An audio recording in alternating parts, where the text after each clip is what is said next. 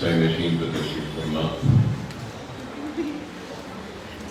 Directors, صاحبان Owaisi school of excellence, مجلس اتحاد المسلمین کے اراکین بلدیہ، سابق اراکین بلدیہ، قائدین مجلس، اور آج کی اس تقریب میں شرکت کرنے کے لیے آئی ہوئی میری عزت امام پردہ نشین اور بہنوں، الحمدللہ اللہ کا فضل کرم، نبی کریم صلی اللہ علیہ وسلم کا صدقہ، اولیاء اللہ کی دعائیں اور آپ تمام کی دعائیں کہ اللہ سبحانہ و تعالیٰ مسلسل سالار ملت ایجوکیشنل ٹرسٹ کے ذریعے شعبہ تعلیم اور شعبہ ہنر و اسکل ڈیولپمنٹ میں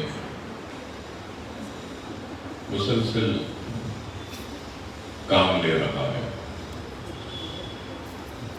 اللہ کی راہ میں جدوجہد کرنے والوں کی کمی نہیں، اللہ کی راہ میں کام کرنے والوں کی کمی نہیں۔ اللہ جس سے چاہے ان سے کام لے لے، اور اللہ کا فضل کرم ہے کہ اللہ سالار ملت ایجوکیشنل ٹرسٹ کے ذریعے مجھ سے اور سارے ڈائریکٹرز سے یہ کام لے رہا ہے کہ ہم تعلیم کے میدان میں اور ووکیشنل ٹریننگ کے میدان میں اپنی جانب سے ایک چھوٹی سی کوشش کریں۔ یہ بات میں اس لیے کہہ رہا ہوں اور یہ لفظ کا استعمال اس لیے کر رہا ہوں کہ یہ چھوٹی سی کوشش ہے، کیونکہ میں جانتا ہوں کہ ہماری اس کوشش میں کئی مصائب، کئی مشکلات اور کئی آزمائشوں سے ہم کو گزرنا پڑتا ہے،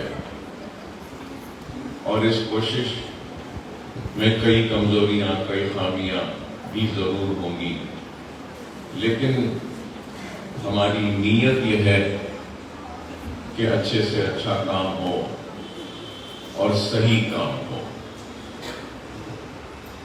اور ہماری کوششیں جاری ہیں، اور انشاءاللہ تعالی سالار ملت ایجوکیشنل ٹرسٹ روز قیامت تک اسی طریقے سے کام کرتا رہے گا، خدمت کرتا رہے گا، اور علم کی روشنیوں کو جلاتا رہے گا، اور اندھیرے زندگیوں میں ایک نئے اجالوں کو لانے کی ایک بھرپور کوشش کرتا رہے گا۔ اللہ کا کام کسی کا محتاج نہیں، اللہ جس سے چاہے اس سے کام لے لے، اور میں اور میرے ساتھی سجدریز ہو کر بارگاہ رب العزت میں شکر ادا کرتے ہیں کہ اللہ نے ہم گنہگاروں کو یہ موقع عطا کیا کہ ہم کچھ کر سکے، اور میری جتنی بھی زندگی ہے اور زندگی کا تجربہ ہے وہ یہی کہتا ہے کہ اگر آپ اپنی زندگی میں اگر کوئی تبدیلی لانا چاہتے ہیں تو وہ تبدیلی صرف اور صرف علم کے ذریعے وہ تبدیلی ممکن ہے، اور اگر آپ اپنی زندگیوں میں خوشحالی لانا چاہتے ہیں، ترقی لانا چاہتے ہیں، تو علم کے ساتھ ساتھ ہنر کو حاصل کریں، کیونکہ آج ہم دیکھ رہے ہیں کہ سب سے پہلے تو علم کی اہمیت کو ہر کوئی جانتا ہے، بتاتا ہے، لیکن یہ بھی ایک تلخ حقیقت ہے کہ تعلیم یافتہ لوگوں میں بے روزگاری بھی بہت زیادہ بڑھ رہی ہے۔ اس کی وجہ یہ ہے، کئی وجوہات ہیں، مگر یہ ضرور کہوں گا کہ تعلیم یافتہ ہے، ڈگری ہولڈر ہے، پوسٹ گریجویٹ بھی ہے، اور اس کے ساتھ ساتھ وہ ڈگریاں صرف کاغذی نہیں، بلکہ اگر اس ڈگری ہولڈر، اس پوسٹ گریجویٹ میں تیزی ہے، قابلیت ہے اور کچھ کرنے کی ایک فکر ہے، تو وہ علم بیکار نہیں جاتا، وہ علم ضرور کام آتا ہے، کارکرد ہوتا ہے اور ترقی کا ضامن بنتا ہے۔ اب ہم دیکھتے ہیں ہمارے جونیئر کالجز بھی ہیں، جونیئر کالجز میں 10th پاس ہونے کے بعد جونیئر کالج میں آتے ہیں، ہمارے میڈیکل کالج بھی ہیں، انجینئرنگ کالج ہیں، پروفیشنل کالجز بھی ہیں۔ انٹرمیڈیٹ کے بعد انٹرنس ایگزام میں کوالیفائی ہونے کے بعد وہ ڈاکٹری، انجینئرنگ یا دوسرے کالجز میں داخلہ لیتے ہیں۔ ٹھیک ہے، ایگزامز کو پاس کر رہے ہیں، انٹرنسز بھی کلیئر کر رہے ہیں، سیٹ بھی لے رہے ہیں، لیکن بہت سارے ایسے بھی طلباء اور طالبات ہیں کہ اگر ہم ان سے کھڑے رہ کر یا بٹھا کر ایک آدھا گھنٹہ اگر ہم ان سے بات کریں، دنیاوی ہو یا دینی ہو یا پھر کوئی جنرل نالج کی بات ہو یا ورلڈ اکانومی کی بات ہو یا ورلڈ پالیٹکس کی بات ہو یا ورلڈ ہسٹری کی بات ہو، تو جب ہم کمیونیکیٹ کرتے ہیں تو دیکھتے ہیں کہ ان کے پاس جو کتاب انہوں نے پڑھی ہے اس کتاب کی ہی نالج رہتی ہے، دوسری باتیں ان کو معلوم نہیں رہتی ہے۔ تو میں بتانا آپ کو یہ چاہ رہا ہوں کہ ہم کو، جیسے انگریزی میں کہتے ہیں کہ اسٹریٹ سمارٹ ہونا چاہیے، کہ آپ ڈگری کے ساتھ ساتھ بھی آپ میں وہ سمارٹنس آنی چاہیے، وہ بولڈنس آنی چاہیے۔ سمارٹنس مطلب وہ تیزی ہونی ہے، حاضر دماغی ہونی ہے۔ بولڈنس مطلب یہ کہ وہ اعتمادی ہونی چاہیے، خود اعتمادی ہونی چاہیے، وہ کانفیڈنس ہونی چاہیے، اور اپنے سبجیکٹ سے ہٹ کر مطالعہ کرنا چاہیے، پڑھنا چاہیے۔ لیکن یہ چیز ہمارے پاس نہیں ہے۔ ہم چاہتے ہیں کہ ہمارے قوم میں وہ سمارٹنس لائیں، وہ بولڈنس لائیں، وہ کانفیڈنس دیں، جو کانفیڈنس سے ہمارے بچے محروم ہیں، وہ خود اعتمادی سے جو محروم ہیں، وہ ہم ان کو دینا چاہتے ہیں۔ اور میں کسی اور کی بات نہیں، میں اپنی بات کروں گا۔ بے شک میرے ساتھیاں جتنے ہیں قابل ترین ہیں اور اپنے اپنے فیلڈ میں بہت مشہور ہے، معروف ہے، نہ صرف مشہور و معروف ہیں بلکہ ڈگری اور پوسٹ گریجویٹ ہولڈرز ہیں جتنے بھی یہاں بیٹھے ہیں۔ اور ان سب میں سب سے کم اگر کوئی پڑھا ہوا ہے تو وہ میں ہوں۔ یہ پوسٹ گریجویٹس بھی ہیں، گریجویٹس بھی ہیں۔ نہ صرف یہ بلکہ اسمبلی میں بھی میں دیکھتا ہوں کہ مجھ سے قابل لوگ بہت ہیں، بہت پڑھے لکھے لوگ ہیں، ڈاکٹرز ہیں، انجینئرز ہیں، مینجمنٹ کے بڑے بڑے لوگ ہیں، قابل لوگ ہیں، لیکن الحمدللہ یہ 12th پاس جب یہاں بھی کھڑا ہو یا اسمبلی میں بھی کھڑا ہو، سب کو آؤٹ سمارٹ کر دیتا ہے، سب کو پیچھے کرتا ہے۔ وجہ یہ ہے کہ مطالعہ ہے، اچھے لوگوں کی صحبت ہے، قابل دوست احباب کے ساتھ وقت گزارنے کا موقع ملتا ہے، تو ایسے ان قابل اور نیک لوگوں کے ساتھ میں بیٹھ کر کام کرنے کے نتیجے میں کچھ سیکھنے کا بھی موقع ملتا ہے، جو ہم کو سمارٹ بناتا ہے، کانفیڈنس دیتا ہے اور بولڈ بناتا ہے۔ تو ہم یہ چاہتے ہیں، میرا بولنے کا مقصد یہی ہے کہ ایک شخص کی تربیت میں ماں باپ، استاد کے ساتھ ساتھ اس کے دوست احباب کا بھی بہت بڑا اثر پڑتا ہے۔ اگر اس کے دوست اچھے، قابل اور اس کے ساتھ بیٹھنے والے لوگ نیک، تو وہ بھی کامیاب ہوتا ہے۔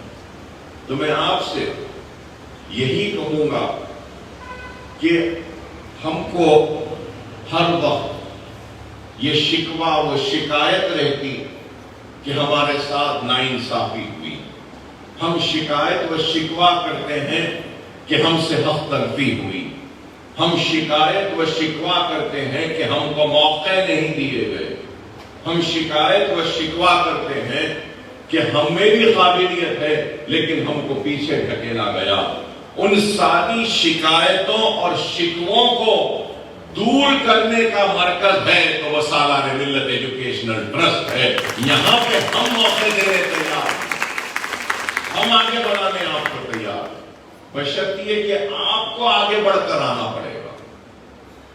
اگر ہم صرف شکوہ و شکایت کرتے رہیں گے تو ہماری تکالیف دور نہیں ہوگی۔ اللہ اس وقت تک مدد نہیں کرتا جب تک کہ ایک بندہ خود اپنی مدد کے لیے آگے نہ بڑھے۔ اگر اللہ کی مدد چاہتے ہو تو پہلے آپ کو آگے بڑھنا پڑے۔ اگر آپ کوشش نہیں کریں گے، حرکت نہیں کریں گے، تو برکت کیسے ہوگی؟ اردو میں کہتے ہیں نا، حرکت کریں گے تو برکت ہوگی۔ تو حرکت کرنا پڑے گا، جدوجہد کرنی پڑے گی، کوشش کرنی پڑے گی، اور ہر قابل، باصلاحیت اور جنونی کے لیے ہم نے اپنے دروازوں کو کھولا ہے تاکہ ان کی صلاحیت کو دنیا کے سامنے ہم پیش کر سکیں۔ ان کے جنون کے ذریعے ہم اپنی قوم کے مستقبل کو سنوار سکیں۔ یہ ایک کوشش ہے جو ہم کر رہے ہیں، اور خواتین کے لیے موجودہ دور میں اپنے پیروں پر کھڑے ہونا لازم ہے، ضروری ہے۔ نہ صرف اپنے پیروں پر کھڑے ہونا لازم و ضروری ہے، بلکہ میں تو یہ کہوں گا کہ ایک لڑکی کا تعلیم یافتہ ہونا بھی بے حد ضروری ہے۔ نہ صرف تعلیم یافتہ ہونا ضروری ہے، بلکہ ہر لڑکی کو گریجویٹ ہونا ضروری ہے، اور سکل ڈیولپمنٹ کا کوئی نہ کوئی ایک سکل کا ہنر اس کے پاس ہونا بھی ضروری ہے۔ اس کی وجہ یہ ہے کہ معاشرے میں پھیلی ہوئی برائیوں کو ہم دیکھتے ہیں کہ شادیاں ہو جاتی ہیں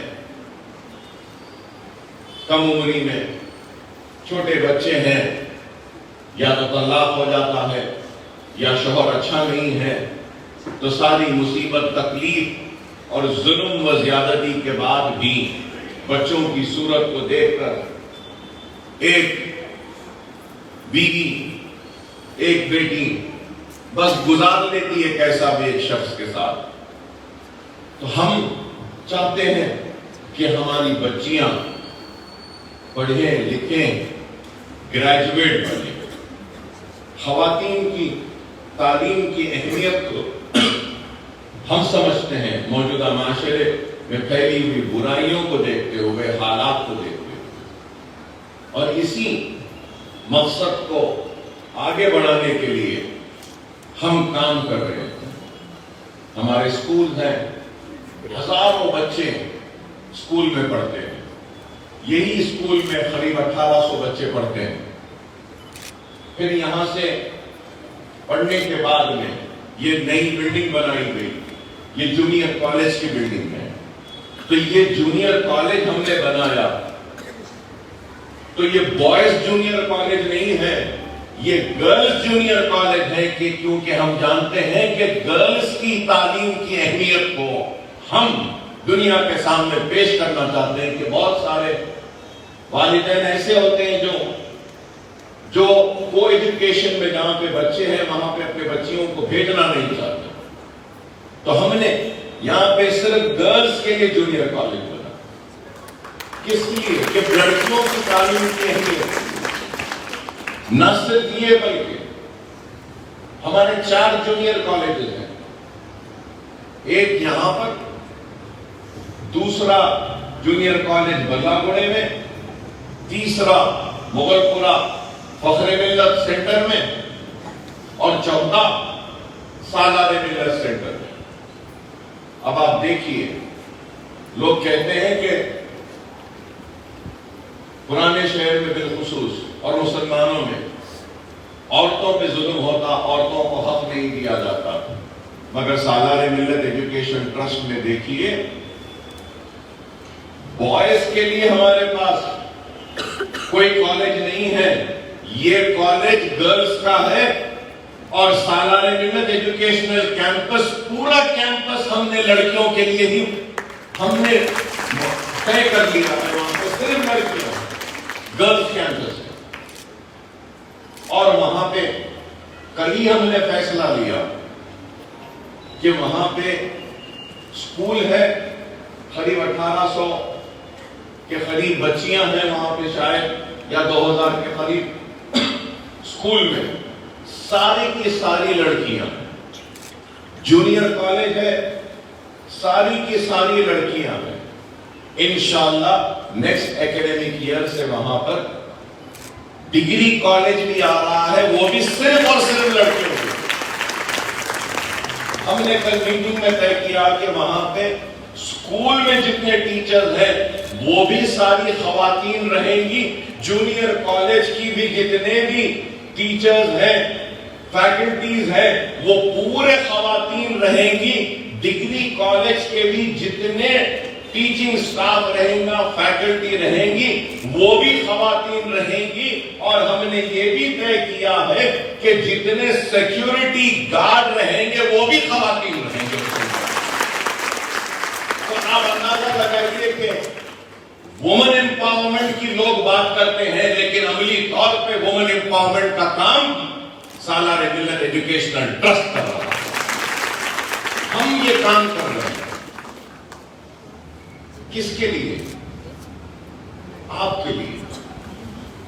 اور میں یہاں بیٹھے لڑکیوں سے، میری بیٹیوں سے، بہنوں سے یہ ضرور کہوں گا کہ آپ گریجویٹ رہنا، گریجویشن مکمل کرنا، اور اگر تعلیم کے لیے اگر کوئی مسئلہ ہے تو مجھ سے بولیے، ہماری ٹیم سے بولیے. ہم آئیں گے، آپ کے والدین کو ہم سمجھائیں گے، اور علم کی اہمیت اور لڑکی کے گریجویٹ ہونے کی اہمیت کو ہم ان کو سمجھائیں گے، اور آپ کی تعلیم کو مکمل کرنے کا موقع ہم فراہم کریں گے. ضروری ہے ایک لڑکی کا تعلیم یافتہ ہونا. اگر لڑکی تعلیم یافتہ رہے گی، گریجویٹ رہے گی، ہنر رہے گا، میری اللہ سے دعا ہے کہ اللہ میری ہر بہن، ہر بیٹی کے آنچل کو خوشیوں سے بھر دے. کوئی مصیبت اس پہ کبھی نہ آئے، کوئی تکلیف نہ اس کے اوپر آئے. لیکن 1000 مرتبہ خدا نہ خواستہ وقت اور حالات کب کیسے کروٹ لیں کوئی نہیں جانتا.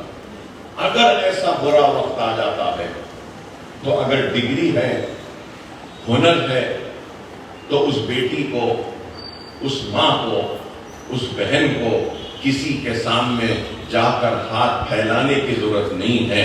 وہ اپنی ڈگری، اپنے ہنر، اپنے علم کے ذریعے اپنے پیروں پر خود کھڑی ہو سکتی ہے.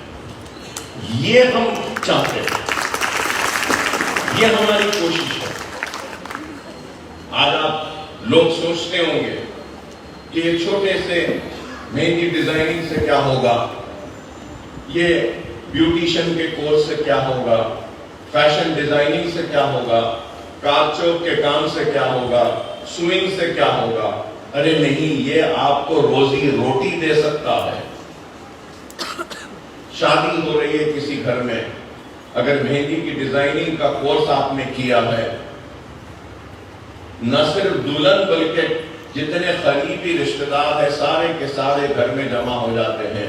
اگر آپ مہندی ڈالیں گے تو مہندی کے ذریعے آپ کو کچھ کمائی کا ذریعہ بن جاتا ہے. مہینے میں اگر 10 شادیاں بھی کر لیں تو مجھے نہیں معلوم پرانے شہر میں، مگر اگر دیکھیے ہمارے سلیم بیگ صاحب کہہ رہے ہیں کہ دونوں ہاتھوں کو اگر مہندی ڈلاتے ہیں پوری تو 1000 روپے لیتے ہیں. صحیح، ایک فنکشن میں 10 سے 12,000 کما لیتے ہیں لوگ. تو آپ بتائیے کیا یہ اچھی چیز نہیں ہے؟ کیا کسی گھر میں جا کر جھاڑو پوچھا یا کچھ کرنا ہے، کسی کام میں عیب نہیں ہے. چاہے جھاڑو ہو، چاہے پوچھا ہو، چاہے پکانا ہو، کسی بھی کام میں عیب نہیں ہے. کوئی بھی کام چھوٹا نہیں، کوئی بھی کام بڑا نہیں. اگر وقت آتا ہے، میں لندن کو جاتا ہوں میرے علاج کے لیے، میری بیٹی پڑھ رہی تھی تو میں آتا جاتا رہتا تھا. وہاں پہ تو کوئی نوکر نہیں ہے، گھر میں جھاڑو میں خود دیتا تھا، صاف بھی میں خود کرتا تھا. ہاں، چھوٹا موٹا پکوان بھی میں خود کر لیتا تھا، تو اس میں برائی نہیں ہے. لیکن کیا ہر کوئی جھاڑو دینے والا یا پکانے والا یا پوچھا مارنے والا بنے گا؟ نہیں. موقع ہے، کوئی بیوٹیشن بیوٹی پارلر چلانے کا اہل رکھتا ہے وہ بن سکتا ہے، کوئی مہندی ڈیزائننگ کا، کوئی فیشن ڈیزائننگ کا، کوئی سوئنگ کا، کوئی بھی کام کر سکتا. تو ہم چاہتے ہیں کہ یہ کام ہو، یہ سیکھیں. لیکن مجھے بڑے ہی افسوس کے ساتھ، بڑی معذرت کے ساتھ کہہ رہا ہوں کہ دیکھو آپ جو آج کی جو تقریب ہے، اس میں جو 6 ماہ کا جو کورس کمپلیٹ کرے ہیں ان میں سرٹیفکیٹس دیے جائیں گے، اور جو نیا بیچ آیا ہے وہ بھی یہاں پہ ہے، ان کا استقبال کر رہے ہیں، ویلکم کر رہے ہیں. لیکن ایک بات میں ضرور بولنا چاہوں گا کہ جو بیچ مکمل ہوا، دیکھیے اس میں جو ٹوٹل انرولمنٹ تھے 343 تھے. کتنے؟ 343. اور اس کے بعد میں 343 کنٹینیو نہیں ہوئے، صرف 219 آئے. 219 میں بھی صرف گنتی کے 10-15 ایسے لڑکیاں ہیں جن کی اٹینڈنس 80%. تو آپ بتائیے، ہم کوشش کر رہے ہیں، اگر آپ پابندی سے نہیں آئیں گے تو کیا سیکھیں گے؟ اگر یہاں سے سرٹیفکیٹ تو آپ کو مل جائے گا اور سمجھیں گے کہ چلو اکبر صاحب کے پاس، اچھا کہاں سیکھے مہندی، کہاں سیکھے بیوٹیشن کا کورس، اکبر صاحب کے پاس سیکھیں. اس کے بعد جا کر اگر آپ 1 مہینہ یہاں پر آئے اور سرٹیفکیٹ لے کر چلے گئے اور ڈیزائن اگر صحیح نہیں آیا تو بدنامی تو ہماری ہوگی نا. اکبر صاحب کیا سیکھا ہے بولتے نہیں بولیں گے کیا؟ بتائیے. اچھا بھی نہیں سیکھا ہے اکبر صاحب، کیسا پھول بنانا بھی نہیں سیکھا ہے. تو پھر اس لیے ہم کہتے ہیں کہ پابندی سے آنا، اٹینڈنس ریگولر رہنا. اگر آپ روز آئیں گے، ریگولرلی آئیں گے تو نہ صرف آپ سیکھیں گے بلکہ دوسروں کو سکھانے کی اہلیت بھی آپ حاصل کر لیں گے اگر پابندی سے آئیں گے. یہ ہے اگر آپ 6 ماہ میں کنٹینیوسلی آئیں گے تو نہ صرف آپ سیکھیں گے بلکہ پرفیکٹ ہو جائیں گے. میں تو یہ سمجھوں گا کہ دوسروں کو سکھانے کی قابلیت بھی 6 ماہ میں آپ کو آ جائے گی. لیکن اگر آپ پابندی سے نہیں آئیں گے تو پھر کیسے ہوگا بتائیے. پابندی ضروری ہے, اٹینڈنس ضروری ہے. یہی حال ہے, صرف یہ ووکیشنل کورسز میں نہیں ہے, ہمارے اسکول میں بھی یہی حال ہے. یہ سنکرانتی کی تعطیلات ہے نا, اس کے بعد جمعرات سے اسکول شروع ہوا تو نہیں آئے کوئی بھی. جمعے کے دن آدھا دن ہے ہمارے پاس, ہفتے کو بھی نہیں آئے, اب پیر کو آئیں گے پورے. اٹینڈنس کتنی ہے پوچھا میں, لیس دین 50%. کتنی افسوس کی بات ہے بتاؤ. ہاں یہی ہے, فری اسکول ہے نا, فری تربیت ہے, اس لیے اہمیت نہیں. اگر جیب سے پیسے اگر ڈال کے اگر کوئی سیکھنے گئے تو برابر سیکھیں گے, پابندی سے جائیں گے. ہاں یا فری ہے, 4 دن جاؤ 4 دن نہیں جاؤ, پھر جا کے چیخو, گیٹ کھول دیتے ہیں. نہیں کھولے تو اکبر صاحب کو بولیں گے جا کے بول کے ڈراؤ, اور پھر نہیں اگر کرے تو اکبر صاحب بولیں گے جان دو چھوڑ دو, آ جاتے ہیں. یہی حال ہے. ہم کب تک اسی طریقے سے رہیں گے بتائیے. 10 کی کوچنگ ہوتی ہے, اس میں بھی دیکھو آپ آدھے سے بڑھ کے بچے نہیں آتے, آدھے سے بڑھ کر. انٹرمیڈیٹ کی کوچنگ ہو رہی ہے, اس میں بھی نہیں آ رہے. نہ صرف وہ بلکہ نیٹ, ایپسیٹ, آئی سیٹ, کمپیوٹر کے کورسز, اتنے سب کچھ ہم فری رکھے ہیں تو آتے ہی نہیں ہیں. تو آپ بتاؤ اگر آئیں گے نہیں تو سیکھیں گے کیسے؟ ارے کوئی دوسرا کام کر رہا ہے کیا؟ دوسرا MLA اگر کوئی ہے تو اس کا کام کیا ہے؟ روڈ خراب ہے بنا دو, پانی نہیں آ رہا کر دو, ڈرینیج نہیں ہے کر دو, لائٹ نہیں ہے دلا دو, ہو گیا قصہ ختم. مگر یہاں ایک MLA ہے جو پڑھانا چاہتا ہے, لکھانا چاہتا ہے, ڈاکٹر بنانا چاہتا ہے, انجینئر بنانا چاہتا ہے, بیوٹیشین بنانا چاہتا ہے, اور آپ کو فیشن ڈیزائننگ بنانا چاہتا ہے, ڈیزائنر بنانا چاہتا ہے, لیکن آپ ہے کہ نہیں سیکھنا چاہتے. تو پھر اللہ بھی ایسے غافل لوگوں کی مدد نہیں کرتا. اب یہ آپ کے ٹیچرز ہیں, بیوٹی پارلر کے ہو, فیشن ڈیزائننگ کے ہو, کمپیوٹر کے ہو, اسپوکن انگلش کے ہو, کیا کوئی فری پڑھا رہا ہے؟ میں آپ کو فری پڑھا رہا ہوں, لیکن آپ کو پڑھانے والی ٹیچر فری نہیں ہے, ماہانہ تنخواہ پہ ہے. اگر ایک بچی بھی آئے تو ان کو پڑھانا ہے, 10 بچیاں بھی آئے تو ان کو پڑھانا ہے.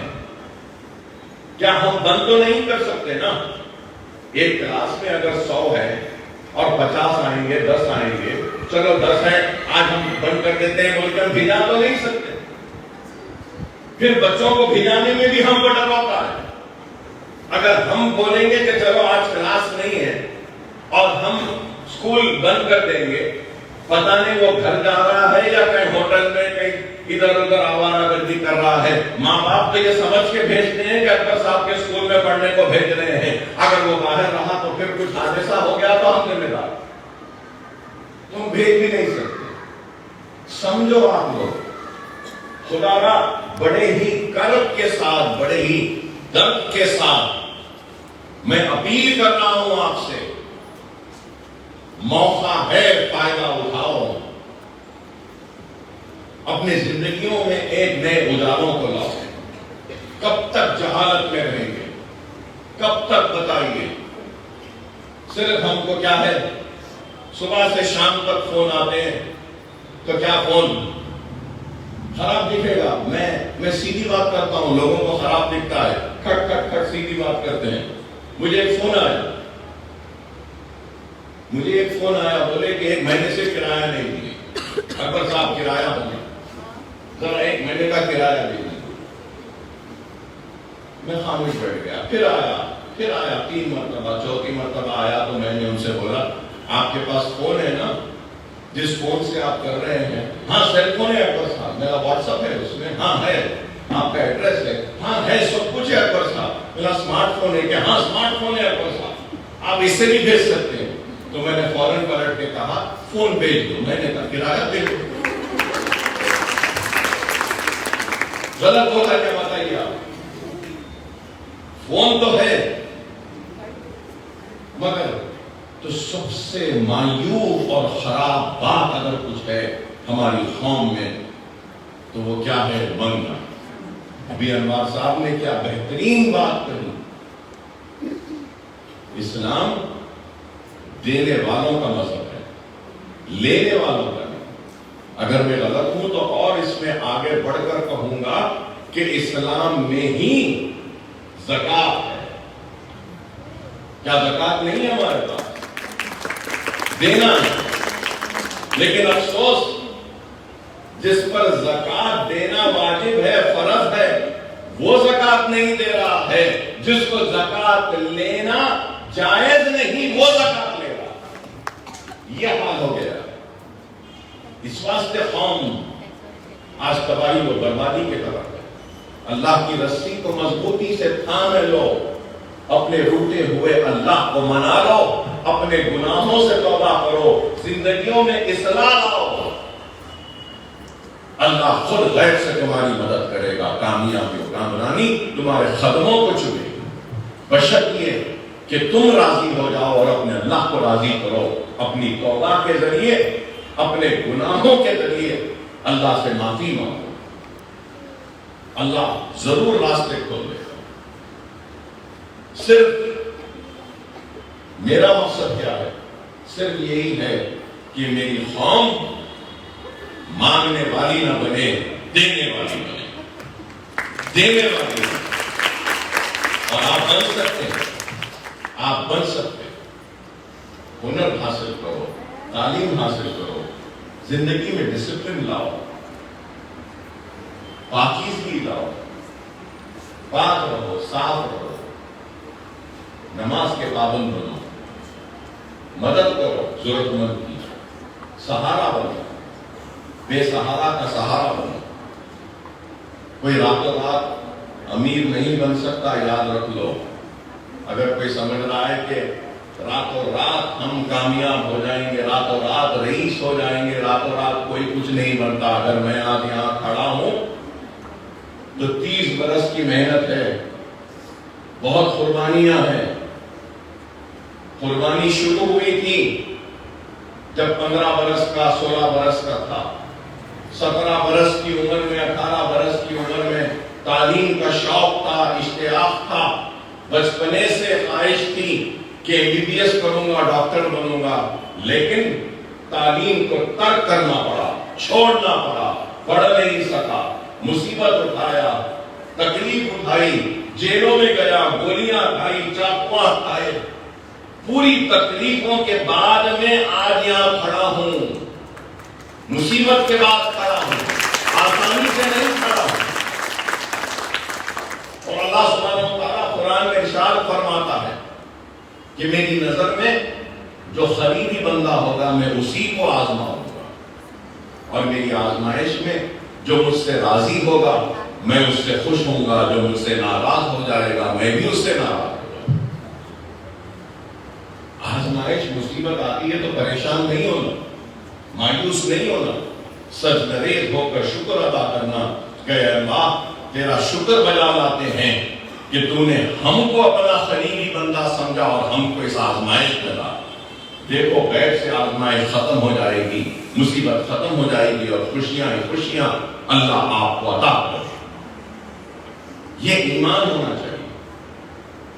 آج ہمارے پاس یہ سب چیزیں نہیں، خدا کے لیے موقع ہے، استفادہ ہوگا۔ یہاں بیٹھی میری بیٹیوں سے کہوں گا جن کی شادیاں نہیں ہوئی ہیں، آنے والے کل میں آپ کی شادی ہوگی، آپ کے بھی بچے ہوں گے، آپ کا بھی گھر ہوگا، اور آپ کے بچے بڑے ہونے کے بعد ان کی بھی شادیاں ہوں گی۔ اگر آپ یہاں بیٹھے ہیں، اس مجمع میں سے ایک بھی لڑکی اگر طے کر لے کہ کل کو میری شادی ہوگی، مجھے بچے ہوں گے، اور جب میرے لڑکے کی شادی ہوگی تو میں آج طے کرتی ہوں کہ میں اپنے بچے کے لیے جہیز نہیں لوں گی اور اپنی بچے کی شادی سادگی سے کروں گی، تو میں سمجھوں گا کہ میری زندگی اور میری اس تقریر کامیاب ہے۔ ماں باپ بچوں کی شادیاں، بچیوں کی شادی میں بہت پریشان ہیں، گھر بک جا رہے ہیں، کاروبار بک جا رہا، سود پہ انٹرسٹ پہ پیسہ لا رہے ہیں۔ کیا موٹر سائیکل ہونا بولا، 5 تولے سونا ہونا بولا، رسم ہونا بولا، اتنے کھانے ہونے بولے، تو ماں اور باپ بے بس، وہ مجبور، وہ لاچار ہو جا رہا ہے، قرض لے کر بچی کی شادی کروا رہا ہے۔ اور بہت ساری عورتیں ہیں جو یہ سمجھتی ہیں کہ میری شادی تو جہیز کے ساتھ ہوئی نا، تو اب میں بھی اپنے بچے کی شادی جہیز سے کروں گی۔ نہیں، تمہارے ساتھ جو ہوا وہ غلط ہوا، اس غلطی کو تم اپنے گھر میں نہ دہراؤ۔ میری اپیل ہے ان ماؤں سے، میری اپیل ہے ان ماؤں سے۔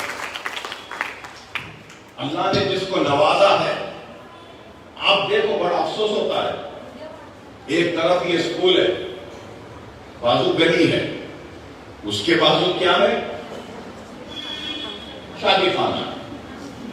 دیکھو آپ شادی خانے میں روزانہ شادی ہے، کیا کاروبار ہے، کیسا کاروبار ہے؟ دیکھو آپ، میں یہاں شکایت کر رہا ہوں، شکوا کر رہا ہوں، یہاں اٹینڈنس کم ہے، لیکن الحمدللہ شادی خانے والے سے پوچھ لو، وہاں تو فل اٹینڈنس ہے، شام میں فل اٹینڈنس ہے۔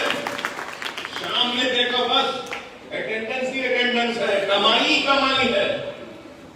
یہی فرق ہے۔ میں شادی خانہ کھولنا نہیں چاہتا، میں مدرسوں کو کھولنا چاہتا ہوں، یہ میری فکر ہے۔ ہمارے محلوں میں دیکھو دو ہی چیزیں زیادہ دکھتی ہیں، شادی خانے، ہوٹل۔ ہوٹل دیکھو آپ، کوئی ہوٹل خالی نہیں دکھتی، بس ہوٹل گٹا گٹ بھری رہتی ہے۔ ہوٹل میں بیٹھنے کا وقت ہے، شادیوں میں جانے کا وقت ہے۔ میں آج یہاں کھڑے ہو کر ہاتھ جوڑ کر معافی چاہتا ہوں ان سارے لوگوں کو جنہوں نے مجھے روکا دیا اور میں ان کی شادی میں شرکت نہیں کر پایا۔ میری دعا ہے کہ اللہ ہر وہ روکا دینے والے، وہ دولہا دلہن کا نیک نصیبہ کرے، ان کو خوشیاں عطا کرے، مگر میں معافی چاہتا ہوں، میں شادیوں میں نہیں جا سکتا۔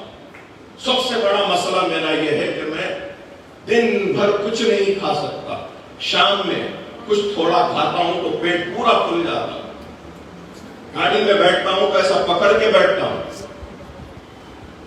بہت اصرار کرے تو کسی کی شادی میں جاتا ہوں، رخے میں لکھا رہتا ہے بعد مغرب، یا رخے میں لکھا ہوا رہتا ہے بعد عشاء۔ اب نیا آ گیا، اب لکھ رہے ہیں کیا؟ Dinner starts 9۔ ٹھیک ہے 9 کو بھی گئے تو دولہے کا پتہ نہیں ہے، دلہن کا پتہ نہیں ہے، دعوت دیے سو والے کا بھی پتہ نہیں ہے، میں گاڑی میں تکلیف سے جاتا ہوں۔ آپ بتاؤ، یہاں پڑھنے کے لیے اٹینڈنس نہیں ہے، لیکن شادی ہے بولو پورے چلے جاتے ہیں، 2 بجے رات تک شادی ہو رہی، اور صبح آ کے ہم اسکول میں اٹینڈنس دیکھتے ہیں تو پھر اٹینڈنس کم۔ ارے بچہ کیوں نہیں آیا؟ نہیں صاحب ہمارے گھر میں شادی تھی تو رات میں دیر ہو گئی تو صبح نہیں آیا۔ آپ بتائیے کیا ہے؟ بتاؤ یہ قوم کیسے آگے بڑھے گی؟ کیسے آگے بڑھے گی بتائیے؟ اگر میں رات میں شادیوں میں جانا شروع کروں، پرسوں 12 بجے رات کے 2 بج جائیں گے، 2 بج گئے تو میں سوؤں گا کب، اٹھوں گا کب، اور کام کب کروں گا؟ میں تو اپیل کرتا ہوں، ہمارے بچپنے میں ہمارے بچپنے میں عشاء بہت سے بہت 10 بجے شادی خانہ ختم ہو جاتا تھا. میں اپیل کروں گا لوگوں سے کہ جلدی جاؤ شادی میں. اپیل کروں گا شادی کرنے والوں کو شادی کے خوشیوں کو جلدی سمٹا دو, کیونکہ صبح بچوں کو اسکول جانا ہوتا ہے, صبح بچوں کو کالج جانا ہوتا ہے, صبح بچوں کو اپنے تعلیم پہ توجہ دینی ہوتی ہے. کیسے کریں گے بتائیے؟ کیا ماحول ہو گیا ہے بتائیے؟ شام میں دیکھو آپ 10 بجے کے بعد میں ٹریفک جام رہتی ہے. کیا ہے؟ کیوں جام ہے؟ شادیوں کا وقت ہے, 10 بجے کے بعد آنا شروع ہوتے ہیں, 2 بجے رات تک شادی چل رہی.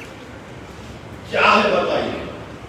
ارے ہم کو یہ تبدیلی لانی ہوگی معاشرے میں. آپ کو بھی جانا چاہیے, قریبی ہے تبھی شادی میں جاؤ, قریبی نہیں ہے تو گھر میں رہو, پڑھو لکھو, صبح اٹھ کے اسکول کو جاؤ. فجر کی نماز میں کوئی اٹھنے تیار نہیں ہے, مگر شادیوں میں برابر جانے تیار ہے. خدا را سمجھو, اپنی زندگیوں میں یہ تبدیلی لاؤ. اگر ہم تبدیلی نہیں لائیں گے تو پھر کیسے ہوگا بتائیے؟ شاید یہ سال 50,000 شادیاں ہوں گی. 50,000 ہو سکتا میں غلط ہوں گا. اور اس کے بعد میں کم سے کم میں نے لوگوں کو بھیج کر معلومات کروائے, غریب سے غریب بھی 15,000 کا جوڑا تو لیتا ہے دلہن کا اور دولہے کا. غریب سے غریب بھی 1 یا 2 تولے سونا دیتا ہے. غریب سے غریب بھی جو ہے 2.5-3 لاکھ کا شادی خانہ لیتا ہے. غریب سے غریب بھی جو ہے 5 ڈشز کا کھانا تو رکھتا ہے. غریب سے غریب کی شادی بھی 12 سے 15 لاکھ میں ہوتی ہے. کیوں بولیے؟ یہاں عزیز صاحب بیٹھے ہیں, بزرگ ہمارے بچپنے میں ہم دیکھتے 2 دن کی شادی ہوتی تھی. 1 دن نکاح رہتا تھا, 1 دن ولیمہ. نکاح کے دن صرف چائے دیتے تھے, صرف چائے بسکٹ, اور اگر کوئی ذرا پیسے والے ہیں تو وہ آئس کریم دیتے. آئس کریم دیتے, وہ بھی کون سی ice cream? Vanilla ice cream, ایک سلائس رہتی. اب کیا ہو گیا ہے, اب آپ شادی کو بلا رہے, کھانا نہیں کھلا رہے. کیوں بولو آپ؟ چھوٹا سا نکاح, اگر میں غلط ہوں تو ہمارے مفتی صاحب ہیں, انوار صاحب ہیں, اللہ نے نکاح کو آسان بنایا, اس لیے آسان بنایا کہ زنا مشکل لگے. لیکن ہم لوگوں نے یہ دنیاوی رسومات کی وجہ سے نکاح کو مشکل کر دیا, زنا کو آسان بنا. کیا ہے بتائیے؟ ارے مسجد میں نکاح کر لو, گھر میں آ جاؤ, محلے میں ایک 50-100 آدمی 200 آدمی کو کھانا کھلا لو, ولیمہ کر لو. شادی خانے لینا بند کر دو. ایسے شادی خانے جو کھلے ہیں نا, یہ خود بخود بند ہو جائیں گے اور ایسے اسکولاں بننا شروع ہو جائیں گے. نہیں ہے ٹھیک ہے, کھانا کھلانا ہے نا, 1 دن کھلا دو. نہیں, نکاح سے پہلے سانچک میں بھی کھانا, مہندی میں بھی کھانا, نکاح میں بھی کھانا, ولیمے میں بھی کھانا, 4 جمعگیوں میں بھی کھانا, اس کے بعد میں 5ویں جمعگی, پھر اس کے بعد میں چلو الحمدللہ اللہ اولاد سے نوازتا ہے تو پھر چلا چٹی عقیقہ بسم اللہ سب. کتنا پیسہ جا رہا ہے؟ آپ ہنس رہے ہیں مگر صحیح ہے یا غلط ہے؟ بتاؤ میری بات. کیا ہم کو اس سے پرہیز کرنا چاہیے یا نہیں چاہیے؟ کم سے کم خرچہ کرنا چاہیے یا نہیں چاہیے؟ کتنے پیسے بچ سکتے ہیں بولو آپ مجھے, کتنے پیسے بچ سکتے ہیں؟ اگر اتنا ہی ہے نا تو کسی یتیم خانے میں جاؤ اور 100 یتیموں کو کھانا کھلا دو, اس سے تمہاری آخرت کو بھی سمجھے. اگر اتنا ہی پیسہ ہے نا تو جاؤ ایک 4-5 یتیم بچیوں کو بٹھا کر ان کی شادی کر دو, اس سے تو بھی دعا ملے. یہ چیزیں ہیں. یہاں بیٹھے ہیں نا بیٹیاں مائیں ہیں, میری اپیل ہے, دردمندانہ اپیل ہے, اپنے بچوں کی شادی کو سادگی سے کرو اور جہیز کا مطالبہ نہ کرو، یہ طے کر کے یہاں سے اٹھو، طے کر اٹھو کہ ہم بہو نہیں بیٹی لائیں گے، بیٹی بنا کر رکھیں گے، ہم اس کو عزت سے لائیں گے، ہم اس کو موٹر سائیکل لاؤ نہیں بولیں گے، ہم بیٹی کو سونا لاؤ نہیں بولیں گے، ہم بیٹی کو کپڑا لاؤ نہیں بولیں گے، ہم بیٹی کو لائیں گے، ہم بیٹی کو کپڑا پہنائیں گے، ہم بیٹی کو کھانا کھلائیں گے، ہم اس بیٹی کو گھر کی مالکین بنا کر رکھیں گے۔ یہ کرو، یہ ہونی چاہیے۔ میں سارے مساجد کے ائمہ موذنین سے بھی اپیل کرتا ہوں کہ جمعے کے خطبے میں اصلاح معاشرہ پہ بات کرو، اصلاح معاشرہ پہ بات کرو۔ مساجد میں بھی اگر ہو رہا ہے تو کیا ہو رہا ہے؟ اہل سنت پہ زیادہ بات ہو رہی ہے یا تو پھر عقائد کے جھگڑے؟ اب تو یہ رجب کا مہینہ ہے، انٹرنیٹ پہ مولوی صاحب بتا رہے تھے کہ بڑا ہی جنگ چل رہے ہیں، عقائد کے جنگ چل رہے ہیں۔ ارے کیا ہے بتاؤ، ارے یہ بتاؤ کہ یتیم کے سر پر اگر ہاتھ رکھیں گے تو جتنے یتیم کے بال ہیں اتنے گناہ ہاتھ رکھنے والے کے معاف ہو جائیں گے۔ یہ بیان کرو کہ زکوٰۃ کس پر واجب ہے، یہ بیان کرو کہ صدقہ سے کیا اچھا ہونے والا، یہ بیان کرو کہ مظلوم کی کیسے مدد کی جانی چاہیے، یہ بیان کرو کہ تعلیم کی اہمیت کو بیان۔ رسول اللہ صلی اللہ علیہ وسلم نے ارشاد فرمایا کہ دیوار چین کو بھی پان کے جانا ہے تو جاؤ اور علم حاصل کرو۔ خیریاں جنگیں ہوتی تھیں، جب جنگ ہوتی تھی تو دوسرے طرف کے لوگوں کو بندی بنا لیا جاتا تھا، قیدی بنا لیا جاتا تھا۔ تو آج سے ہزاروں سال پہلے کیا روایت تھی معلوم کہ جب جنگ ہوئی، قیدی آ گئے تو ان کو یا تو مار دیا جاتا تھا یا تو ان کو لوٹ لیا جاتا تھا۔ لیکن آپ کے اور میرے آقا محمد مصطفیٰ صلی اللہ علیہ وسلم نے کیا کہا کہ قیدیوں کو نہ مارو نہ ان کو لوٹو، یہ قیدیوں سے پوچھو کہ اس میں تعلیم یافتہ کتنے ہیں۔ تو رسول اللہ نے حکم دیا کہ سارے کے سارے قیدیاں مدرس بن جائیں، استاد بن جائیں اور تعلیم دیں، اور تعلیم دینے پر ان کی رہائی کا اعلان کریں۔ یہ علم کی اہمیت، ائمہ نوذرین کو ان باتوں پہ روشنی ڈالنی چاہیے۔ راتوں کے رجگے کو ختم کرنا کیا ہے؟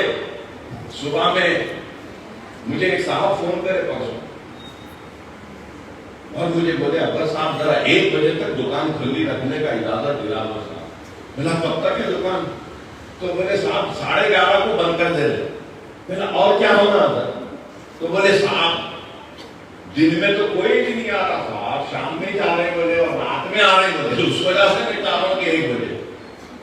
ایسا ہو گیا ہے، فجر ضروری ہمارے اوپر لیکن ہم اٹھ ہی نہیں سکتے۔ ہاں بتاؤ، اٹھتے ہی نہیں ہیں۔ فجر کی نماز کی فضیلت کیا ہے؟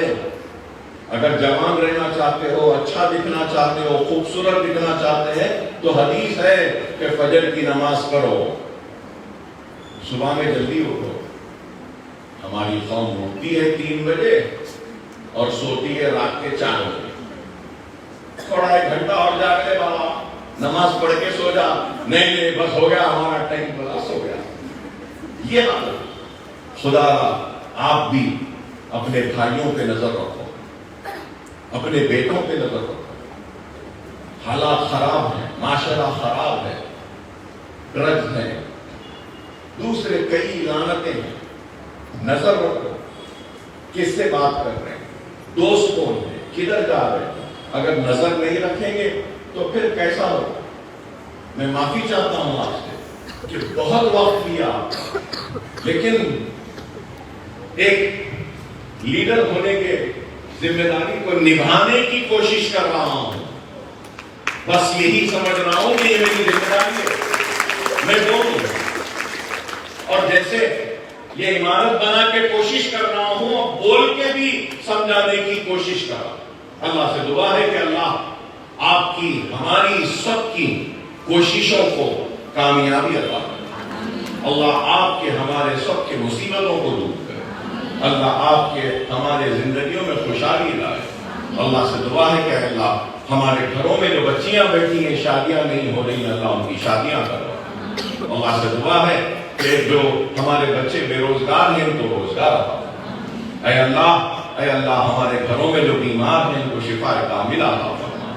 اے اللہ ہمارے گھروں میں وہ ماں باپ جنہوں نے قرض لے کر اپنی بیٹیوں کی شادیاں کی ہیں اور قرض سے پریشان ہیں، اے اللہ تو ان کے قرض کو دور فرما، ختم فرما، ہم سب کو نیک بنا، ایک بنا۔ وآخر دعوانا الحمدللہ۔